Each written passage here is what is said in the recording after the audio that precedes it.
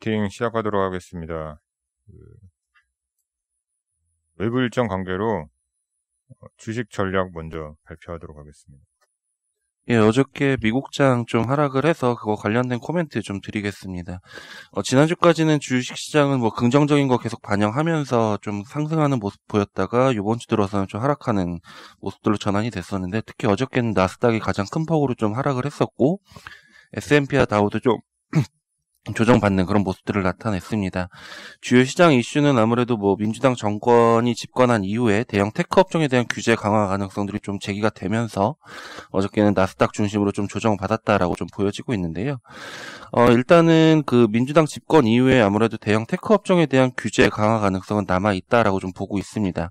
현재 트럼프 정부 하에서도 민주당 주도로 어떤 반독점 규제에 대한 보고서를 계속 좀 발표를 하고 있고, 주별로 또 어떤 반독점 규제에 대해서 소송이 진행되고 있는 상황들이기 때문에 대형 테크 업종에 대한 규제 강화 가능성은 여전히 좀 시장의 부담 요인으로 남아있다라고 좀 판단은 하고 있습니다.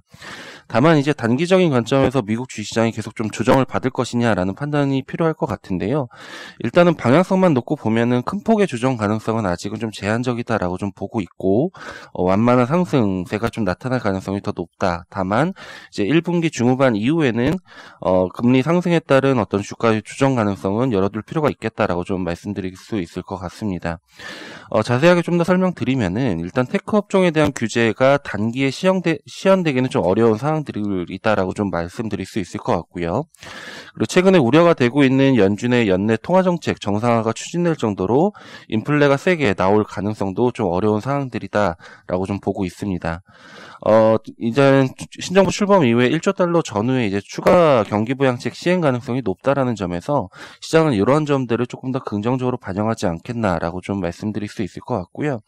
다만 이제 가장 큰 리스크 요인으로 판단하고 있는 것들이 계속 저희가 전략부에서 지속적으로 말씀드리지만, 1분기 중후반부터 이제 나타날 수 있는 금리의 오버슈팅 가능성인데요. 4월 정도부터는 이제 전년비 유가 상승률이 이제 기저효과 현상으로 100% 이상으로 반등할 가능성들이 높습니다. 이 경우에는 이제 명목금리가 선제적으로 오버슈팅할 가능성들이 남아있기 때문에, 이 경우에는 1분기 후반 정도부터는 주가의 조정 압력들이 좀 높아질 수가 있을 것 같습니다. 그래서 전반적으로 금융시장 환경 자체는 성장주라든지 기술주보다는 경기 민감주와 가치주로 대응하는 것들이 안정적이다라고 좀 판단을 하고 있고요. 특히 이제 최근에 기대 인플레가 반등하고 있다라는 점을 좀 감안해 보면 인플레 해지 업종으로 좀 대응하는 것들이 긍정적이지 않겠나라고 좀 보고 있습니다. 이상입니다. 질문 좀 드리겠습니다.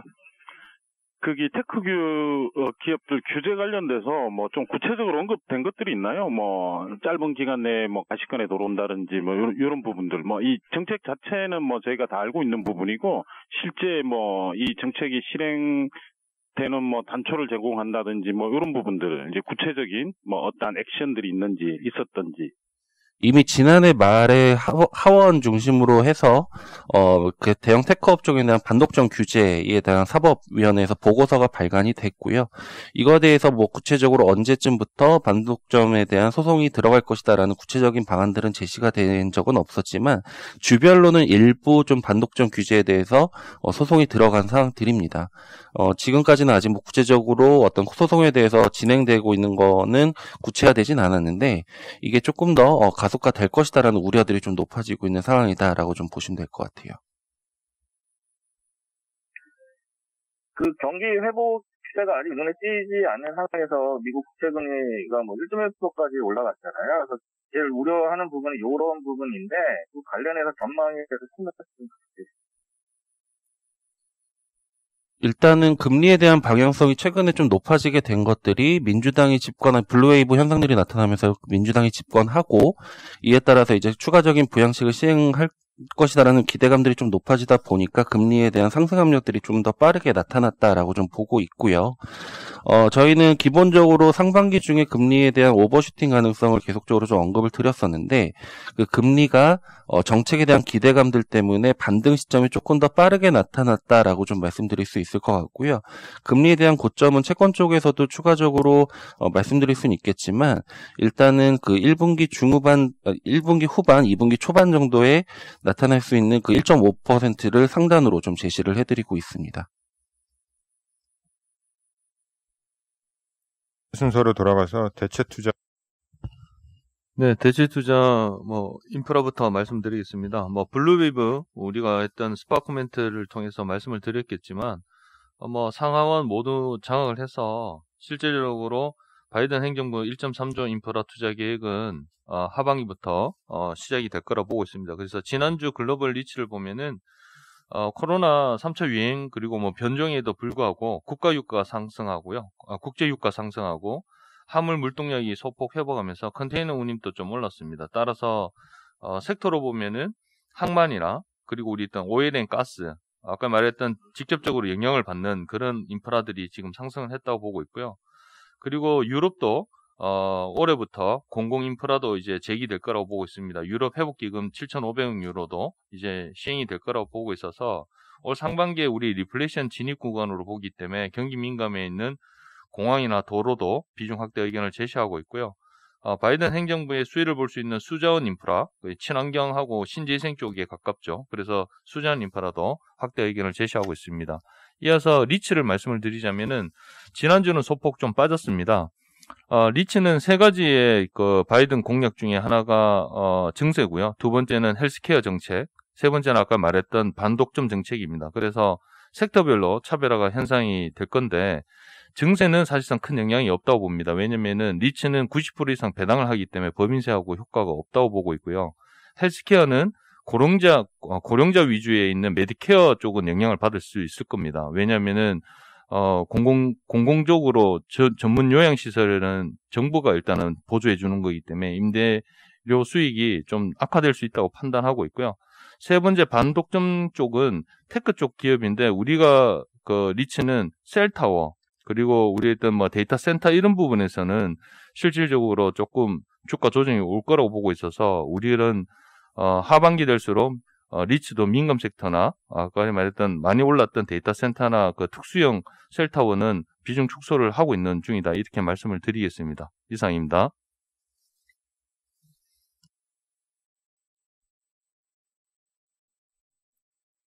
예, 다음 외부 일정 관계로 해외 주식 먼저 발표하도록 하겠습니다. 예, GM 테크놀로지 말씀드리겠습니다. GM 테크놀로지는 저희 NH 글로벌 스탁스10에 이제 작년 12월 18일 날 편입된 기업입니다. GM 테크놀로지 같은 경우 최근에 원재료인 니켈, 코발트 가격 상승과 타이트한 수급에 힘입어서 3원계 양극재 전구체 가격이 강세를 보인 가운데 경쟁업체 이제 공장 폭발 사건으로 인해서 1월 9일에 상한가 그리고 어제는 이제 장중하 때 상한가를 기록했다가 부합으로 마감했습니다. 지난 7일에 중국 대표 2차 전지 회수 기업이자 중국 3대 3원계 양극재 전구체 생산 기업이 후낭방부의 닝션 공장에 폭발 사고가 발생했는데요. 이 공장 같은 경우는 연간 생산력이 1만 6천 통 규모로 이제 파악되고 있고 이 공장에서 생산되는 그 3원계 양극재 전구체 같은 경우는 CATL에 납품됐습니다. 근데 이 공장이 이제 폭발되면서 시장에서는 이제 3원계 양극재 전구체 수급이 좀 타이트할 수 있다는 우려가 부각이 됐고 오히려 이제 GM 테크놀로지 같은 경우 그런 반사수혜가 이제 좀 부각됐습니다. 이외에도 이제 이 GM 테크놀로지 같은 경우 저희가 추천하고 있는 기업인데요. 올해 이제 글로벌 친환경 시장이 이제 배기가스 배출 규제 강화 그리고 이제 보조금 지급 확대 그리고 주요 자동차 업체들의 이제 전기차 전용 생산 플랫폼 본격 가동 등에 힘입어서 성장할 것으로 보고 있고 특히 이제 이렇게 친환경차가 시장이 좋아지게 되면 2차 전지 소재에서도 양극재도 당연히 늘어나게 됩니다. 그리고 이제 글로벌 양극재 시장 같은 경우는 대부분 이제 3원계가 주도하고 있어서 이 GM 테크놀로지의 이제 수혜가 예상됩니다. GM 테크놀로지 같은 경우는 올해 이제 컨센서스 기준으로 매출액, 지배지분 순이익이 40%, 114% 이제 증가가 예상되는데요. 올해 예상 퍼 같은 경우 이제 39.1배로 이제 중국 상장된 피어 기업 대비 59.7배보다 낮아서 여전히 밸류에이션 매력이 있습니다. 그래서 향후에 이제 큰 폭의 실적 증가가 가시화되면 될수록 밸류에이션 갭을 점차 축소하면서 주가는 우상향할 것으로 기대됩니다. 이상입니다.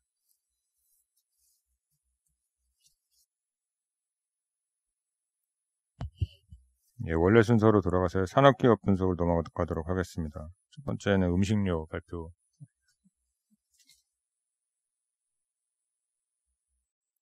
네, 음식료는 원래 계절성이 있는데요. 근데 2020년의 경우는 이제 코로나19로 계절성보다는 이제 수요가 높았던 시점이 언제인지에 대한 관심이 많았습니다.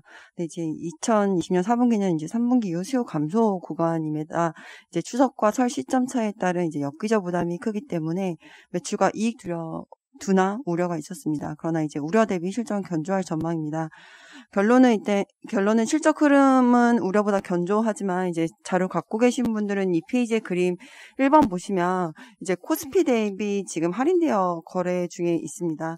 이제 상대 밸류에이션이 마이너스인 것은 2009년 이후 10년 만에 거의 처음이다라고 봐주시면 되는데요.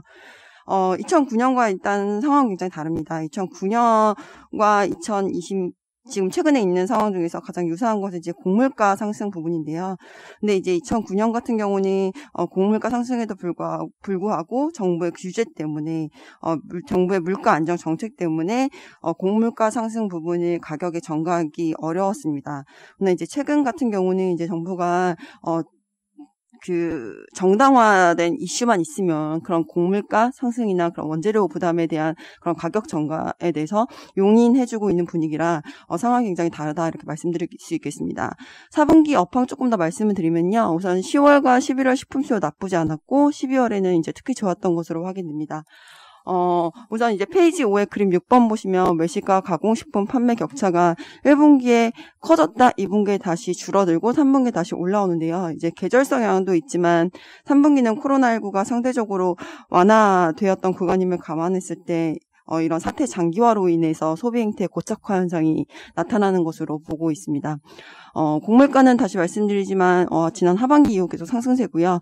4분기까지는 이제 워낙 강세로 상승분 일부 이제 실적에서는 상세가 가능한데 이런 추세가 유지될 경우 수익성 악화 이슈 발생하지만 이제 중장기적으로 봤을 때는 이제 판매 가격으로 전가될 수 있다라고 봐주시면 될 것 같고요.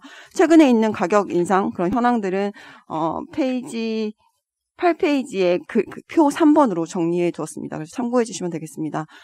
단기 실적과 장기 방향성 고려했을 때 탑픽은 CJ제일제당 그리고 오리온입니다. CJ제일제당은 이제 곡물가 상승과 수요 상승에 따라서 이제 바이오 부분 실적 개선이 굉장히 두드러질 것으로 예상하고요.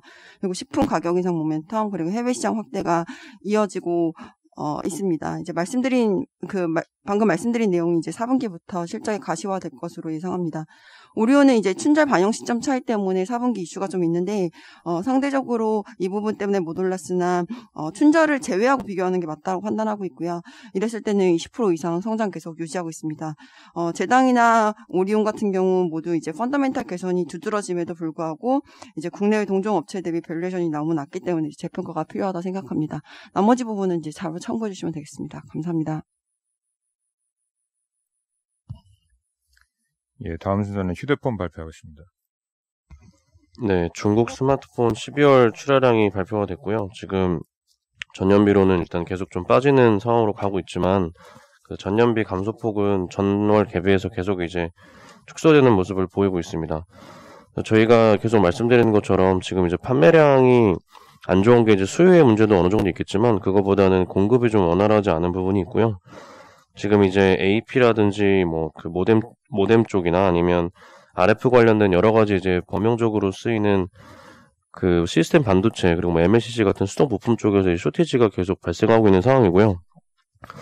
지금 저희가 이제 봤을 때 그 춘절 지나서 2월 말 3월 정도부터 조금씩 이제 회복이 되고 2분기 지나면서 이제 본격적으로 출하량이 좀 회복이 될 것으로 예상을 하고 있습니다. 지금 업체별로는 일단 그 화웨이는 계속 당연히 이제 안 좋아지는 상황으로 갈 거고 샤오미나 오포, 비보 같은 업체가 이제 그 출하량이 이제 많이 올라갈 텐데 특히 이제 샤오미가 가장 그 증가폭이 클 거라고 예상을 하고 있고요. 국내 관련해서는 삼성전기가 그 샤오미, 오포, 비보 쪽 이제 출하량이 좀 높기 때문에 관련한 수혜주가 될 수 있을 것으로 예상하고 있습니다.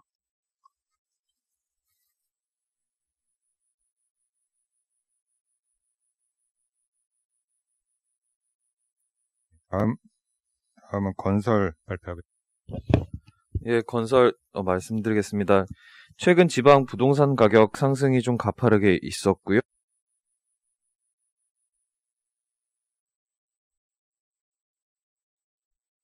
평균을 상회했습니다. 2020년 6월부터 전반적으로 5대 광역시 중심의 좀 가격 인상이 이루어졌고 4가지 이 효과들이 있었습니다. 일단 미분양 세대수가 감소했고 그 다음에 착공 물량이 증가했고요. 그 다음에 담보대출 증가하고 그 다음에 매매거래 확대까지도 좀 이어졌습니다.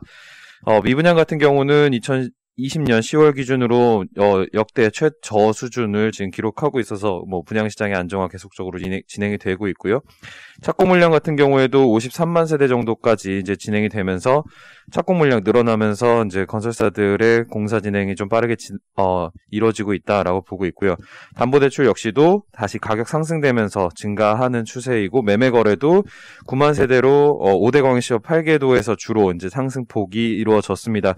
이렇게 되면은 이제 2003년, 2015년 부동산 호황기라고 불렸던 시점과 유사한 수준으로 5대 광역시와 8개도가 이제 좀 회복을 하고 있고요. 뭐 단기적으로는 붕괴 가능성 낮다고 판단하고 있어서 경산 중산과 울산 매곡에서 자체 사업 진행하고 있는 IS 동서가 이런 부분들에 긍정적이다라고 좀 판단을 하고 있습니다. 지난주에 좀 특이점이 있는 뉴스 중에 하나는 이제 뭐 계속 신임 국토부 장관의 어떤 공급 중심의 대책, 그다음에 3기 신도시 선분양과 SOC 관련된 세부 방안들인데 특이점은 이제 서초동 레미안 원베일리 분양가가 5,700만 원 정도로 결정이 됐습니다. 이거는 허그가 제시했던 4,900만 원보다 높은 가격인데 뭐 일단 국토부는 택지 감정 평가액 자체가 올라갔고 그다음에 뭐 기부 체납이나 설계비 관련된 부분들에서 가산비의 상승이 있었다라고 얘기를 하는데 이제 이런 부분들은 결국은 정부의 그 정부가 이제 분양가 통제를 막연하게 보기보다는 공급을 좀 늘리겠다라고 분양가에 대한 부분보다는 공급에 좀 더 포커스를 맞춘 내용이지 않나라고 좀 판단을 하고 있어서 향후 공급 관련된 부분들은 계속적으로 언급이 될 가능성이 크다라고 좀 보고 있고요. 이어서 매매 거래량 좀 이제 회복되는 부분들이 결국은 이제 한샘에 좀 긍정적이다라고 보고 있어서 한샘 프리뷰도 좀 작성을 해봤습니다. 지금 최근에 이제 건설주 좋았지만 한샘은 상대적으로 좀 약세였는데 12월부터 사회적 거리두기 계속되면서 재택근무 다시 재확산되고 그러면서 B2C 쪽에서의 매출 성장 계속 진행이 되고 있습니다. 최근 한샘의 이제 매장들을 방문을 해보면 아무래도 상대적으로 고객이 굉장히 많은 상황이 계속 좀 진행이 되고 있고요. 그리고 또 리하우스 쪽에서의 패키지 판매 역시도 전년 대비 5% 이상 성장한 것으로 추정이 되고 있습니다. 그래서 4분기 매출 같은 경우, 4분기 실적 같은 경우는 컨센서스 수준 충분히 가능하다라고 보고 있고요.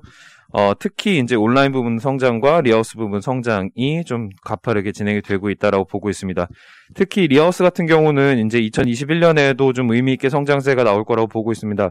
기본적으로 이제 한샘이 그러니까 패키지 판매를 하면서 제품 판매와 제품 관련된 시공, 그다음에 그 밖의 시공, 뭐 철거라던가 목공, 도배 같은 것들은 이제 다른 업체들에게 맡기는 경우들이 대부분이었는데 이런 직시공 관련된 부분들의 비중이 늘어나고 있으면서 한샘이 직접 목공 도배까지도 이제 진행하려는 전략으로 선회하고 있습니다. 그래서 3분기 기준 35%까지 올라왔고요. 결국은 100% 이제 하겠다라고 하면서 이렇게 100%까지 늘어나면은 자연스럽게 관련된 패키지 매출도 증가할 가능성 크다라고 보고 있고요.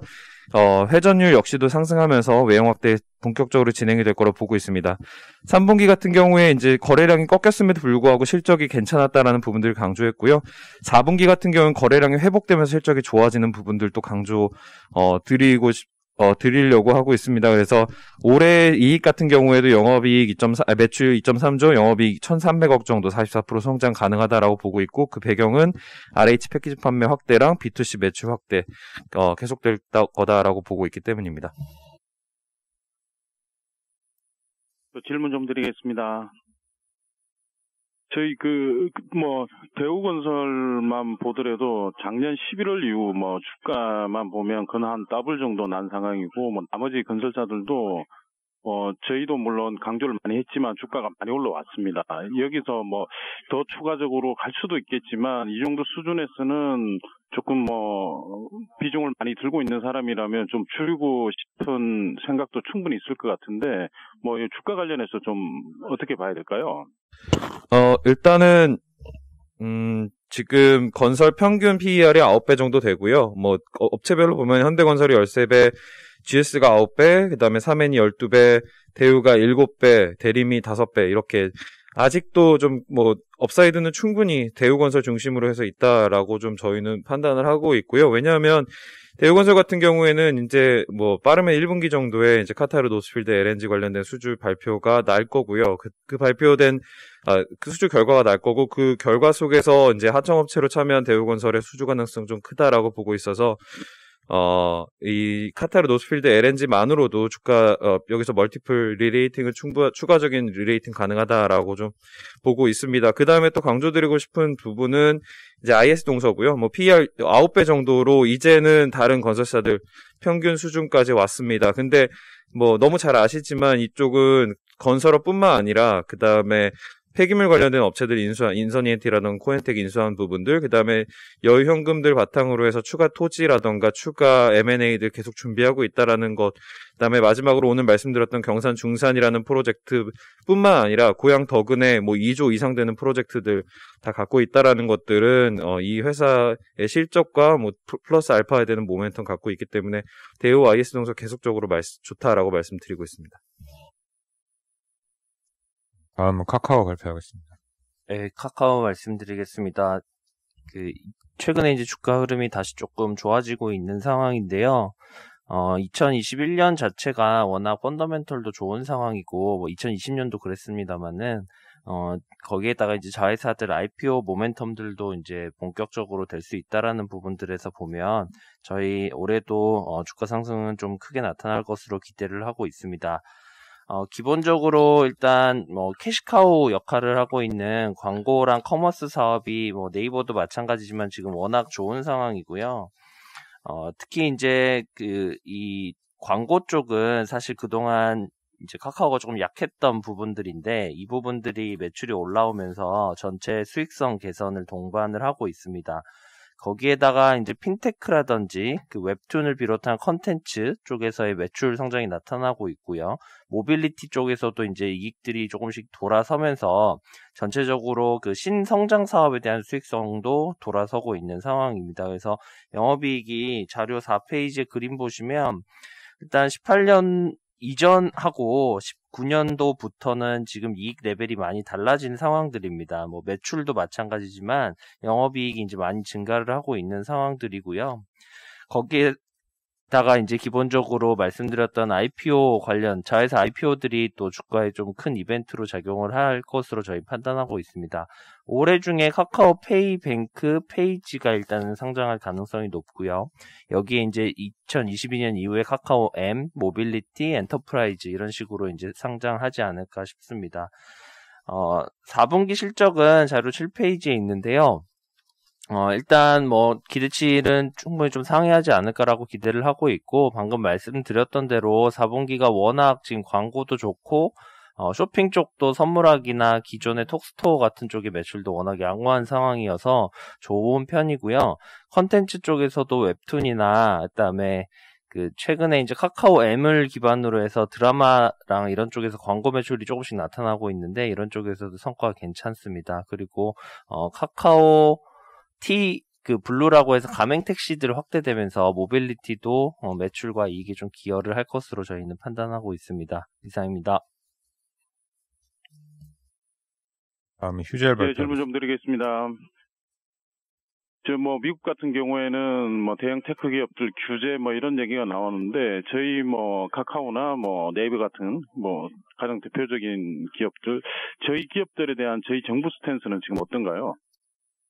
미국하고는 조금 일단은 상황이 다르고요. 특별한 지금 뭐 규제 상황은 아직까지는 없는 것으로 판단하고 있습니다. 뭐 사실 저희가 오히려 공정이나 이런 데 규제를 예전부터 받아왔기 때문에 지금 상황에서는 오히려 더 네거티브하게 나빠질 부분들은 없다라고 판단하고 있고요. 미국 쪽 규제도 이제 약간 미국에 있는 업체들 중심으로의 규제이기 때문에 한국 업체들 네이버, 카카오에 미칠 영향은 그렇게 크지는 않다라고 일단 보고 있습니다. 질문 좀 드리겠습니다. 카카오 마이데이터 사업 승인 적격성 심사 연장된 거에 대해서 관련해서 코멘트 좀 부탁드리겠습니다.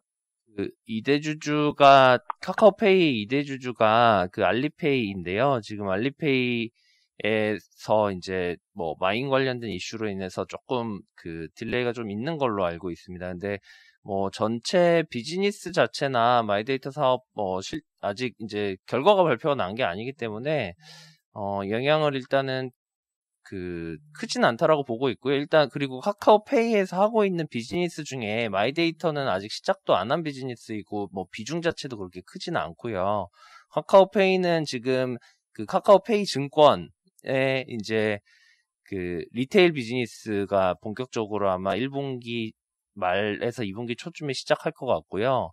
그다음에 이제 보험사, 디지털 보험사 설립하는 부분들 이런 쪽으로 해서 오히려 그런 증권이나 보험 그리고 기존의 페이 관련된 결제 쪽에 포커스가 되어 있고 마이데이터 사업은 물론 중요하기도 하지만 전체 비중에서 보면은 그렇게 크진 않은 부분들이어서 이거가 그렇게 네거티브한 상황은 아닌 것 같고요. 추후에 요거는 결론 나는 대로 다시 한번 말씀드리겠습니다.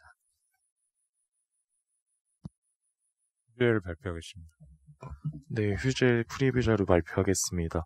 투자 의견 바이 유지하고 목표 주가를 기존 25만 원에서 26만 5천 원으로 상향하겠습니다.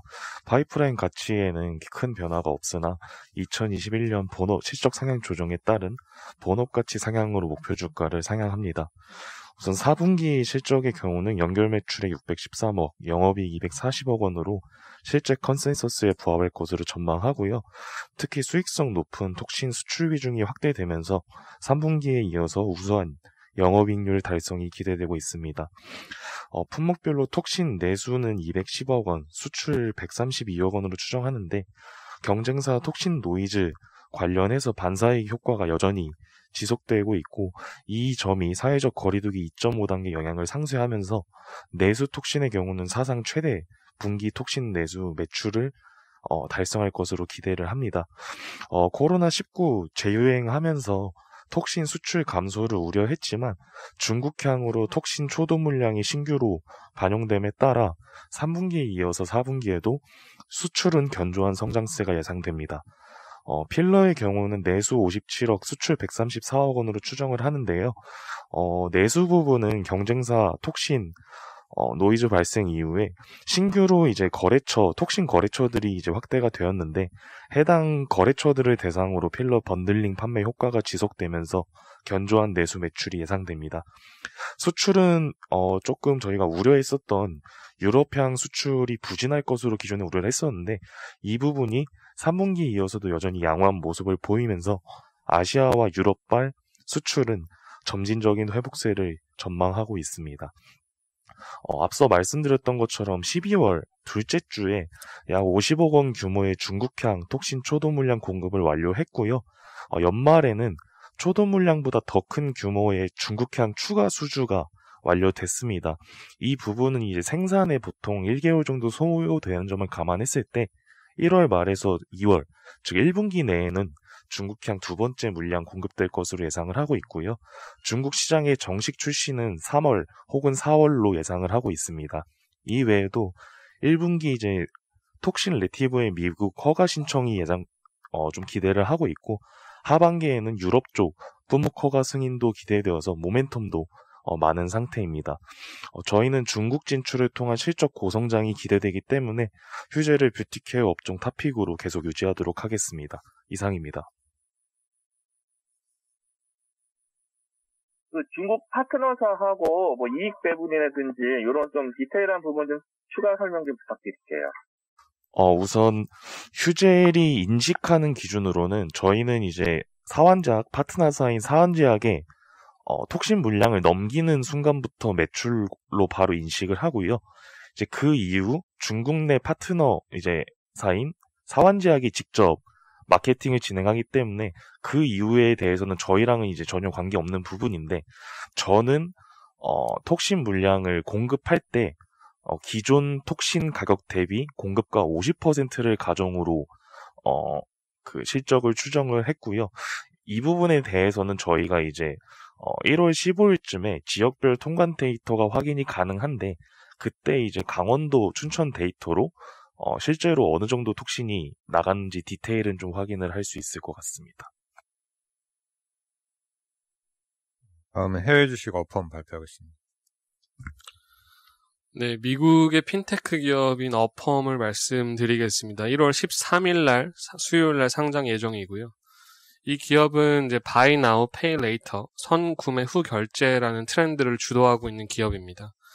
기존의 할부 결제 시스템과는 달리 좀 투명하고 차별화된 서비스로 시장을 좀 선도를 하고 있습니다. 이제 단리 이자로, 복리가 아닌 단리 이자로 할부 결제 기능을 제공하고, 뭐 조기 상환 수수료나 연체 이자가 없다는 점이 좀 차별화 포인트입니다. 먼저 비즈니스 모델 말씀드리면, 동사는 이제 소비자나 판매자한테 모두한 서비스를 제공해서 이제 쌍방향으로 수익을 창출합니다. 먼저 소비자는 동사의 플랫폼을 통해 결제를 하면 판매자에게 상품 대금을 먼저 지불하고 소비자로부터 이제 결제 대금만 단리 이자를 수취를 하는데요. 이자율은 보통 0에서 30%대로 이루어져 있고 인당 평균 대출 규모는 750불, 평균적으로 18% 이자를 이렇게 받고 있습니다. 한 $250 미만의 경우에는 이자를 받지 않고 이제 할부 결제 기능을 제공을 하고 있고요.